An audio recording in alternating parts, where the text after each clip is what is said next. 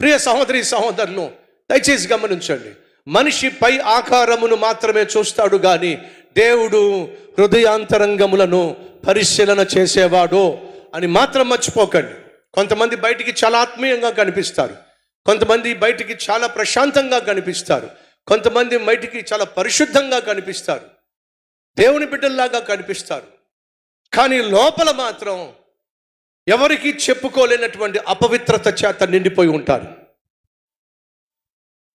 ప్రార్థన చక్కగా చేస్తారు, పరిశుద్ధ మందిరంలో కనిపిస్తారు, పరిచర్యలో కనిపిస్తారు, కానీ తెలియకుండానే లోపట చెద, పాపముతో కూడిన చెద, పాపిష్టి ఆలోచనలు కావచ్చు, పాపిష్టి కోరికలు కావచ్చు, కామ వికార చేష్టలు కావచ్చు, అపవిత్రమైన తలంపులు కావచ్చు, అపవిత్రమైనటువంటి ఆలోచనలు కావచ్చు, అపవిత్రమైన వాటిని చూసేటటువంటి బలహీనత కావచ్చు. లోపట ఒకవేళ నీకు చెదపట్టినట్లయితే ఏదో ఒక రోజు అమాంతంగా కూలిపోతావు. బయటికి ఎంత బలంగా కనిపిస్తున్నా, బయటికి ఎంత స్థిరంగా కనిపిస్తున్నా, బయటికి ఎంత మంచివాడిగా కనిపిస్తున్నా, ప్రార్థనా పరురాలుగా కనిపిస్తున్నా, వినో లోపట నీలో సైతాను పాపపు చెదను పెట్టినట్లయితే, ఆ చెద నీలో రోజుకు నిన్ను తినేస్తున్నట్లయితే అమాంతంగా ఒకరోజు కుప్పకూలిపోతావు. సొలొమోను జీవితంలో చెద ప్రారంభమైంది. అది ఎప్పుడో స్టార్ట్ అయింది, కానీ దాన్ని పట్టించుకోవాలా. ఉదాహరణ, తను రాజుగా అభిషేకించబడిన తరువాత మొట్టమొదటిగా చేసిన పిచ్చి పని ఏమిటాయా అంటే, ఐగుప్తు దేశంతో శత్రుత్వం కంటే మిత్రత్వం మంచిది అని చెప్పి ఐగుప్తు రాజు యొక్క కుమార్తెను పెళ్లి చేసుకున్నాడు. తను చేసిన మొట్టమొదటి తప్పేంటో తెలుసా? అన్య సాంప్రదాయాలతో నిండిపోయినటువంటి ఒక రాజు కుమార్తెను తను పెళ్లి చేసుకోవడం. పోయిన వారం నేను మీకు చూపించా, ద్వితీయోపదేశ కాండం 17వ అధ్యాయము 15, 16, 17 వచనాల్లో దేవుడు ఖచ్చితంగా ఒక మాట చెప్పాడు. మీలో ఒకవేళ రాజును ఏర్పరచుకోవలసి వస్తే ఆ రాజు ఖచ్చితంగా ఈ నియమాలు పాటించాలి. 1, అన్య సాంప్రదాయాలతో ఉన్నటువంటి స్త్రీని వివాహము చేసుకొనకూడదు. 2, అనేక మంది భార్యలను తాను కలిగి ఉండకూడదు.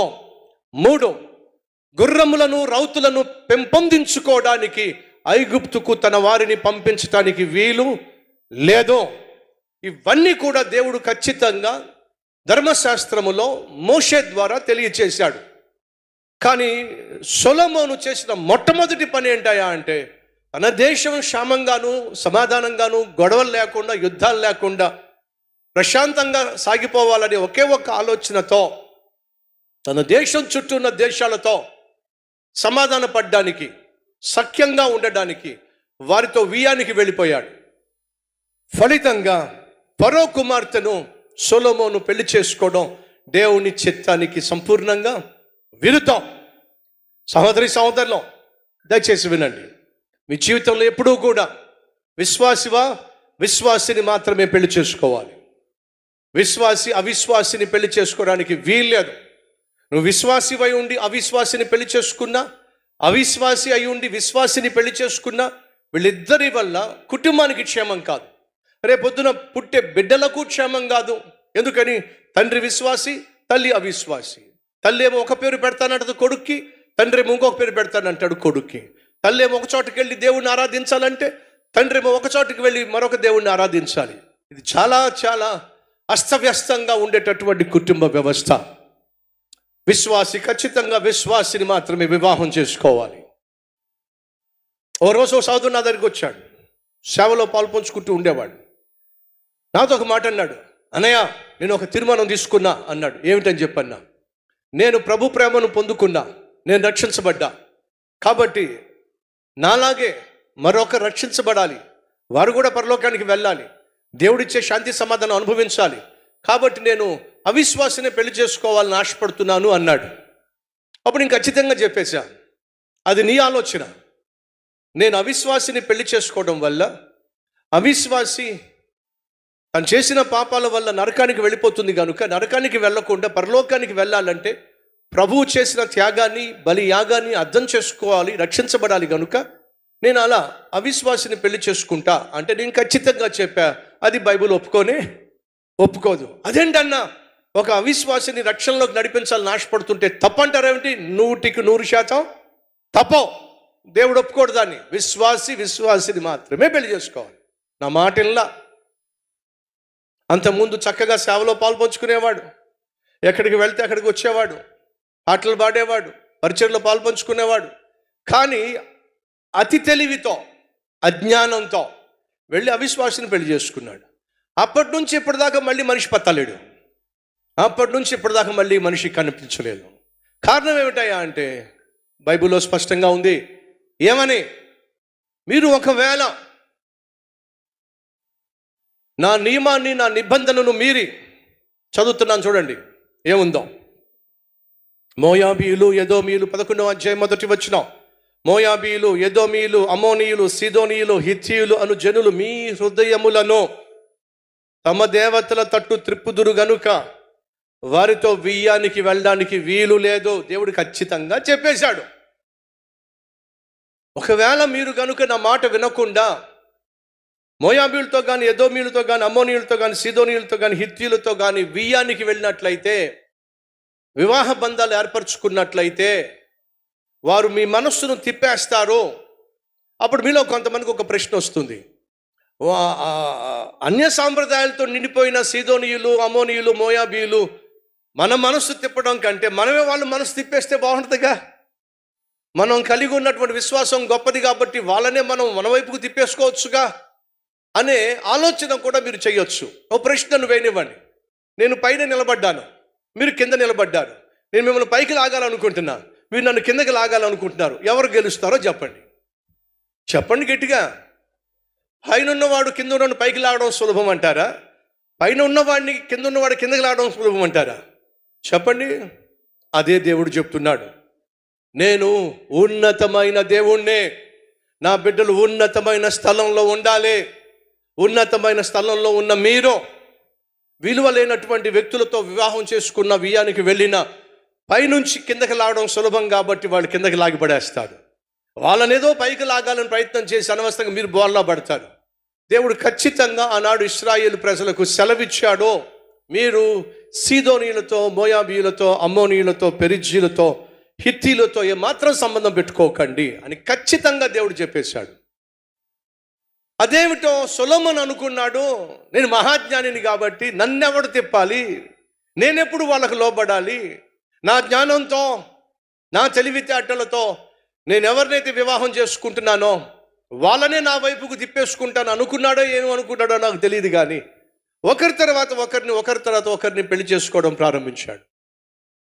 సంగమా వినండి, దేవుడు ఏదైనా వద్దు అన్నాడంటే అది క్షేమము కాదు. నీకు క్షేమంగా కనిపించవచ్చు, నీకు లాభంగా కనిపించవచ్చు, నీకు అనుకూలంగా కనిపించవచ్చు.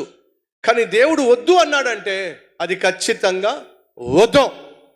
సొలొమోనుకు దేవుడు సెలవిచ్చాడు. అన్య సాంప్రదాయాలతో నిండిపోయినటువంటి ఈ పెరిజ్జీయుల, అమోనీయుల, మోయాబీయుల, సిదోనీయుల వీళ్ళ జోలికి వెళ్ళొద్దు, వాళ్ళతో వివాహ సంబంధాలు ఏర్పరచుకోవద్దు అని దేవుడు ఖచ్చితంగా చెప్పేశాడు. కానీ సొలొమోను చేసిన పిచ్చి పని ఏమిటంటే, ఒకవైపు రాజ్యము పెరుగుతూ ఉంది, ధనము ఘనము పెరుగుతూ ఉంది, ఎంతో కొంత తన జీవితంలో ఆత్మీయత తరిగిపోతూ ఉంది. ఎందుకనంటే సొలొమోను ఒకప్పుడు ఒక అద్భుతమైనటువంటి సామెతలు రచించాడు. చూద్దాం రండి, ఏమన్నాడో సామెతల్లో ఏం చెప్పాడో చూద్దాం రండి. 5వ అధ్యాయం 4వ అధ్యాయము 20వ వచనం నుంచి. సామెతలు 4:20. నా కుమారుడా, నా మాటలు ఆలకింపుమో, నా వాక్యములకు నీ చెవి యొగ్గుమో, నీ కన్నుల ఎదుట నుండి వాటిని తొలగిపోనీయకము, నీ హృదయమందు వాటిని భద్రముగా చేసుకొను. దొరికిన వారికి అవి జీవమును, వారి సర్వ శరీరమునకు ఆరోగ్యమును ఇచ్చును. నీ హృదయములో నుండి జీవధారలు బయలుదేరును గనుక అన్నిటికంటే ముఖ్యముగా నీ హృదయమును భద్రముగా కాపాడుకొనవలెను. నీ హృదయాన్ని భద్రముగా కాపాడుకొనవలెను. నీ కన్నులు అటు ఇటు చూడక సరిగాను, నీ కను రెప్పలు నీ ముందర సూటిగాను చూడవలెను. కిందకెళ్ళండి. నా కుమారుడ, నా జ్ఞానోపదేశం ఆలకింపము, వివేకము గల నా బోధకు చెవి యొగ్గుము. అప్పుడు నీవు బుద్ధి కలిగి నడుచుకుందువు. తెలివిని బట్టి నీ పెదవులను మాట్లాడును. జారస్త్రీ పెదవుల నుండి తేనె కారును, దాని నోటి మాటలు నూనె కంటెను, నునుపైనవి. దాని వలన కలుగు ఫలము ముసిని పండంత చేదు. అది 2 అంచుల గల కత్తి అంత పదును గలది. దాని నడతలు మరణమునకు దిగుటకు దారి తీయును. దాని అడుగులు పాతాళమునకు చక్కగా చేరును. నా కుమారుడా, నా మాట ఆలకించుము. 8:24 ఒక్క పేజీ తిరిగేయండి.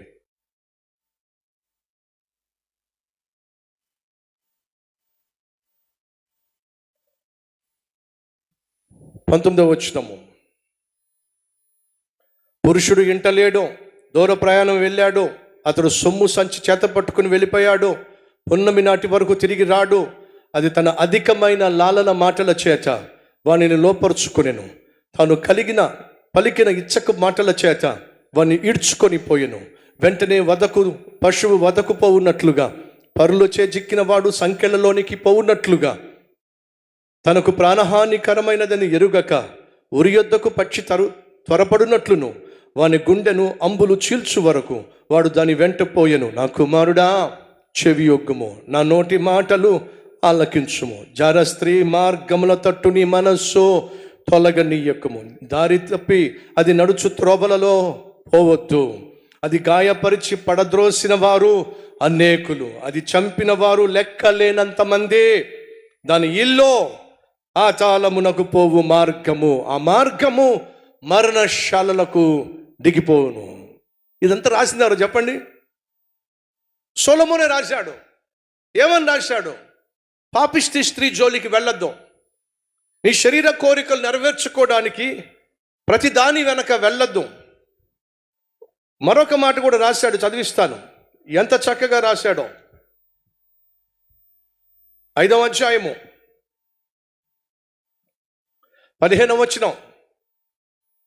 నీ సొంత కుండలోని నీళ్లు పానము చేయుమో, నీ సొంత బావిలో ఉబుకు జలము త్రాగుమో, నీ ఊటలు బయటికి చెదరిపోదగునా, వీధులలో అవి నీటి కాలువలుగా పారదగునా, అన్యులతో నీతో కూడా వాటిని అనుభవింపకుండా అవి నీకే ఉండవలెను గదా. నీ ఊట దీవెన నొందునో, నీ యవ్వన కాలపు భార్య యందు సంతోషింపుము. ఎవరి యందు సంతోషించాలట?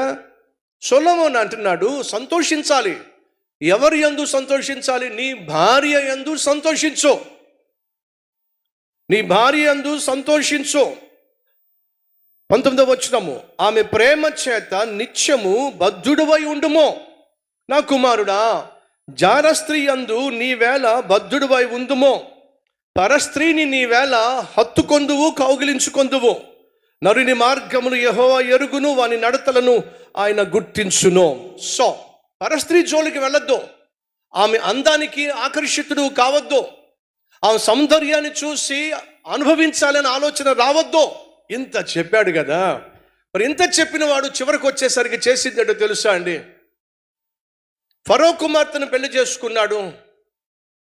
అది మొదటి తప్పు. ఫరో కుమార్తె సొలొమోను దగ్గరకు వచ్చినప్పుడు తనతో పాటు ఉన్న విశ్వాసం కూడా తీసుకొచ్చేసింది. ఐగుప్తు దేశంలో ఫరో కుటుంబం ఎవరిని పూజించేవారో, ఎవరిని ఆరాధించేవారో, ఆ ఆరాధించేటటువంటి దేవతను ఫరో కుమార్తె తనతో పాటు తీసుకొచ్చేసింది. మొదటిగా అన్య సాంప్రదాయాలతో నింపబడినటువంటి స్త్రీని ఇంటిలోనికి రానిచ్చాడు. ఇప్పుడు ఆ స్త్రీ వస్తూ ఏం చేసిందంటే తాను కలిగి ఉన్న విశ్వాసాన్ని కూడా ఇంట్లోకి తీసుకొచ్చేసింది. ఇంట్లోకి తీసుకొచ్చిన తర్వాత తాను కలిగి ఉన్న విశ్వాస ప్రకారము తన యొక్క ఆరాధనలు ప్రారంభించేసింది.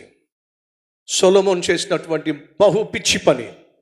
ఆ విధంగా ఏ రాజ్యము నుండి సొలొమోను రాకుమార్తెలను తన భార్యలుగా ఎంచుకున్నాడో, ఆ రాకుమార్తెలు వస్తూ వారు కలిగి ఉన్న విశ్వాసానికి సంబంధించినటువంటి దేవతలను కావచ్చు, వాటికి సంబంధించిన విగ్రహాలు కావచ్చు, సొలొమోను ఇంటికి తీసుకొచ్చేశారు. పోనీలే, ఎవరి మతం వాళ్ళది, ఎవరి విశ్వాసం వాళ్ళది అని చెప్పేసి సొలొమోను కాంప్రమైజ్ అయిపోయాడు. అలా ఒకరు కాదు, ఇద్దరు కాదు, ముగ్గురు కాదు, సుమారు 700 మంది భార్యలు, 300 మంది ఉపపత్నులు, వీళ్ళందరూ కూడా అవిశ్వాసులుగా ఉన్నవాళ్లే. వీళ్ళందరూ కూడా వారి వారి విశ్వాసానికి సంబంధించినటువంటి నమ్మకాన్ని ఆచరించిన వాళ్ళే. వీళ్ళందరూ కలిసి సొలొమోన్ని పట్టేశారు. ఎవరిని పట్టారు? సొలొమోన్ని పట్టేశారు. చిన్నప్పుడే నాంటేళ్ళు అనుకుంటా, తెలుగు నాంటేళ్ళు అనుకుంటా, చివరి అట్ట వెనక ఓ బలమైన పావు ఉంటుంది. ఆ బలమైన పావుని కొన్ని చీమలన్నీ కలిపి బంధించేస్తాయి. మీరు ఈ పిక్చర్ ఎప్పుడైనా చూసారా? మేము అసలు చదువుకోలేదండి, స్కూల్కి వెళ్ళలేదండి, పుస్తకాలు పట్టుకెళ్ళలేదండి అంటే నేనేం చేస్తా? స్కూల్లో చదివినప్పుడు ఇది మీకు ఎవరికైనా జ్ఞాపకం వస్తుందా? జ్ఞాపకం వస్తే చేయి చూపిస్తారా? Yes yes yes. ఏం తెలియజేస్తుంది? బలహీనమైన చీమలైనప్పటికీ అన్నీ కలిసినట్లయితే బలమైన పామును కూడా బంధించవచ్చు అనేది తెలియచేస్తుంది. సొలొమోను పరిస్థితి అదే. మహాజ్ఞాని అనుకున్నాడు, మహాబలవంతుడిని అనుకున్నాడు. సొలొమోను పరిపాలన చేసిన 40 సంవత్సరాల్లో ఒక్క రాజు కూడా సొలొమోనుకు వ్యతిరేకంగా నిలబడలేకపోయాడు. ఎందుకయ్యా అంటే సొలొమోను తెలివిగా పరిపాలన చేశాడు. యుద్ధాలకు వెళ్ళలా, యుద్ధాలకు దిగలా, వియ్యాలకు వెళ్ళాడు. ఇతని వల్ల మన దేశానికి నష్టం ఉందంటే ఆ రాజు కూతురు మీద కన్నేసేవాడు, ఆ రాజు కూతుర్ని పిలిపించేవాడు, పెళ్లి చేసుకునేవాడు. కయ్యానికి బదులుగా ఏమైంది? వియ్యం. కాబట్టి శత్రువు ఉండేవాడు కాదు. మరొక రాజుతో ఏదైనా సమస్య ఉందనుకుంటే ఆ రాజు కూతుర్ని పెళ్లి చేసుకునేవాడు, దాంతో కష్టాలు తీరిపోయేవి. ఓ రోజు సహోదరి మన దగ్గరికి మన విజిటింగ్ అవర్స్కి వచ్చింది. విజిటింగ్ అవర్స్కి వచ్చి, అన్నయ్య నా భర్తతో నేను ఏగలేకపోతున్నాను అన్నయ్య అని చెప్పండి. ఏమైందమ్మా అని అంటే, ఏం చెప్పమంటారు అన్నయ్య, ఆదివారం ఉదయం 3 గంటలకు లేస్తాడు అన్నయ్య, మమ్మల్ని అందరినీ లేపుతాడు అన్నయ్య, రెడీ చేస్తాడు అన్నయ్య. అప్పుడు మనకి 5 గంటల ఆరాధన ఉండేది. 5 గంటల ఆరాధన కల్లా నన్ను, పిల్లల్ని అందరినీ రెడీ చేసేసి మందిరాన్ని తీసుకొచ్చేస్తాడు అన్నయ్య. చాలా సంతోషం తల్లి. నీ భర్త ఉదయం 3 గంటలకి లేచి పిల్లల్ని లేపి వాళ్ళని రెడీ చేసి మీరందరూ రెడీ అయ్యి కుటుంబ సమేతంగా మందిరానికి వచ్చి మొదటి ఆరాధనలోనే పాలు పంచుకుంటే ఏగలేకపోవడం ఏమిటి? ఉండండి అన్నయ్య, ఇంకా చెప్పాల్సింది ఉంది. సరే చెప్పు తల్లి అని అంటే, ఆరాధన అయిపోయిన తర్వాత అన్నయ్య, నేనంటే నా పిల్లలంటే మా ఆయనకి చాలా ఇష్టం అన్నయ్య. వెళ్తూ చక్కగా టిఫిన్ సెంటర్ తీసుకెళ్ళి పిల్లలకి ఏం కావాలో అడిగి, నాకేం కావాలో అడిగి చక్కగా టిఫిన్ పార్సిల్ చేయించేవాడు అన్నయ్య. ఓకే అమ్మా. ఆ తర్వాత ఇంటికి వెళ్ళిపోయిన తర్వాత అందరినీ కూర్చోబెట్టేవాడు అన్నయ్య, చక్కగా టిఫిన్ అందరికీ సర్వ్ చేసేవాడు అన్నయ్య. ఎంత మంచి భర్త దొరకడం నిజంగా నువ్వు ధన్యురాలు అమ్మా. ఏగలేకపోడు. ఆగండి అన్నయ్య, ఇంకా స్టోరీ ఉంది. ఇంకేముందమ్మా స్టోరీ? అది కాదన్నయ్య, మాకు అందరికి టిఫిన్ పెడతాడు అన్నయ్య, టిఫిన్ తిని పెడతాడు అన్నయ్య, జాగ్రత్తగా ఉండని చెప్పేసి జాగ్రత్తలు చెప్పేస్తాడు అన్నయ్య. ఆ తర్వాత అన్నయ్య రెండో దాని దగ్గరికి వెళ్తాడు అన్నయ్య. రెండో దాని దగ్గరికా? ఏంటమ్మా? అదేనన్నయ్య, అక్కడే ఉన్నానయ్య స్టోరీ అంతా కూడా.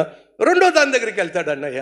దాని దగ్గరికి వెళ్ళి మళ్ళీ దాన్ని ముస్తాబు చేసి దాన్ని తీసుకొచ్చి మందిరంలో కూర్చోబెట్టి చక్కగా ఆరాధనలో పాలు పంచుకుని మళ్ళీ వెళ్తారు. దానికి కావాల్సిన భోజనాలు, దానికి కావాల్సినవన్నీ తీసి. ఇప్పుడు నాకు డౌట్ వచ్చింది, ఒక్కొక్క సర్వీస్కి ఒక్కొక్క దాన్ని తెచ్చాడు అనుకోండి, మనకి మొత్తం కలిపి ఎన్నో చెప్పండి? 7 ఆరాధనలు ఉన్నాయి. నాకు భయం వేసింది. ఏమ్మా మొత్తం కలిపి ఎంత ఉన్నారా మన మధ్య ఎవరైనా అలాంటి వాళ్ళు? ఒక భార్య ఉంటే నేను ఒక్కదాన్నే కదండి మందిరాన్ని తీసుకొచ్చేది. అదే ఇద్దరిని పెళ్లి చేసుకుంటే ఇద్దరిని మందిరాన్ని తీసుకొస్తా, ముగ్గురిని పెళ్లి చేసుకుంటే ముగ్గురిని మందిరాన్ని తీసుకొస్తా.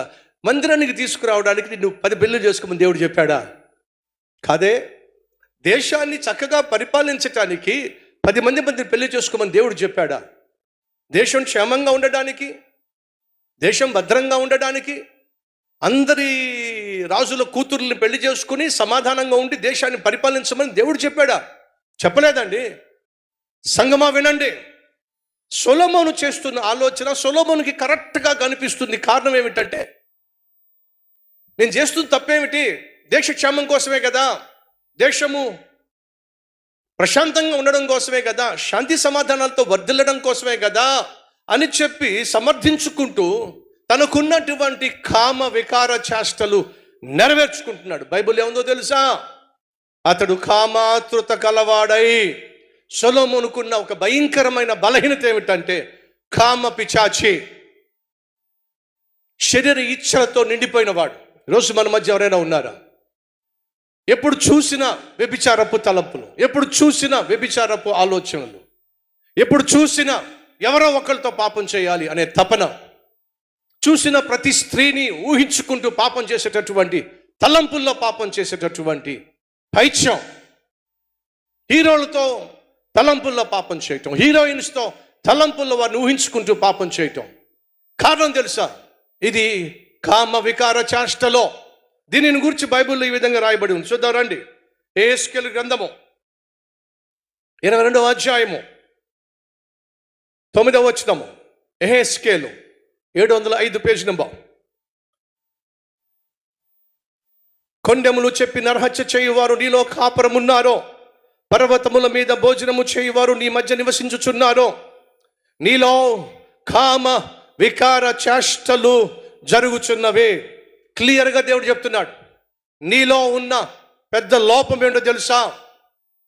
కామ వికార చేష్టలు. ఈ రోజుల్లో వయసుతో సంబంధం లేదు, వరుసతో సంబంధం లేదు, పెద్ద చిన్న తేడా లేదు. 45 సంవత్సరాలు పెద్దవాడట, 17 సంవత్సరాలు కుర్రోడట, అక్రమ సంబంధం. 70 సంవత్సరాలు ముసలోడట, 18 సంవత్సరాలు అమ్మాయి అట, అక్రమ సంబంధం. మామయ్య కోడలతో అక్రమ సంబంధం, అత్తే కొడుకు అల్లుడితో అక్రమ సంబంధం. ఆ మధ్య పేపర్లో వచ్చింది, కూతురికి పెళ్లి సంబంధం కుదిరింది, పెళ్లి రోజు వచ్చింది, పెళ్లి కొడుకు కనిపించట్లా. ఏమయ్యాడు అంటే అత్త లేపుకుపోయిందంట. ఇదేమిటండి? అత్త లేపుకుపోయిందండి. కూతురికి పెళ్లి చేయాల్సిన తల్లి పెళ్లి రోజున పెళ్లి దగ్గరకు వచ్చినటువంటి అల్లుడిని అత్త లేపుకెళ్ళిపోయింది. ఏమంటారో చెప్పండి. ఈరోజు ఎక్కడ చూసినా అనేక మందిని పట్టి పీడిస్తున్నటువంటి ఓ భయంకరమైన వ్యాధి వ్యభిచారం, కామ వికార చేష్టలు, వ్యభిచార తలంపులో రోజు రోజుకు పెరిగిపోతా ఉంది. కాబట్టి బైబిల్ ఏముందో తెలుసా? నీలో నేను చూస్తుంది ఏమిటో తెలుసా? కామ వికార చేష్టలో. తర్వాత ఏముందో చూద్దాం రండి. తమ తండ్రి మానఛేదము తీయువారు నీలో ఉన్నారు. అశుచి అయి బహిష్టి అయిన స్త్రీని కూడా విడవకుండా చెరిపేవాళ్ళు నీలో ఉన్నారు. ఒకడు తన పొరుగు వాని భార్యను కూడి హేయక్రియలు చేయును, మరొకడు కామాత్రుడై తన కోడలిని అపవిత్రపరచును.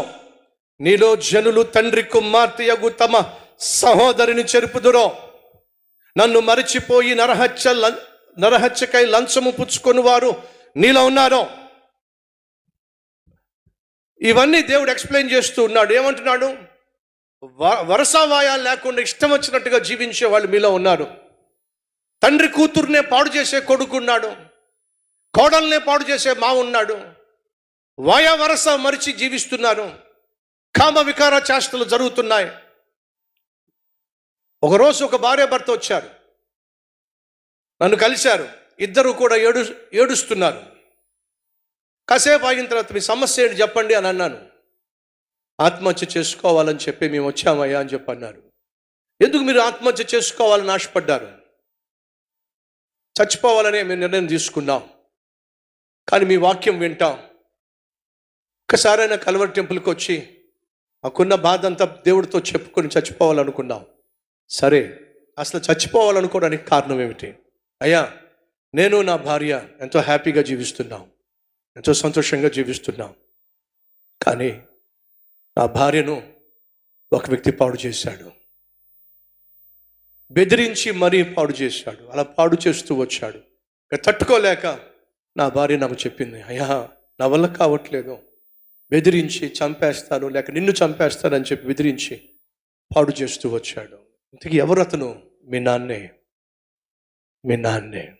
అతను అంటున్నాడు, నా తండ్రే నా భార్యను బెదిరించి మరీ లోపరుచుకున్నాడయ్యా, తట్టుకోలేకపోతున్నాం, జీర్ణించుకోలేకపోతున్నాం. నన్ను కన్న తండ్రే నేను కట్టుకున్న భార్యను పాడు చేశాడని తెలిస్తే ఎలా బ్రతకగలం చెప్పండి?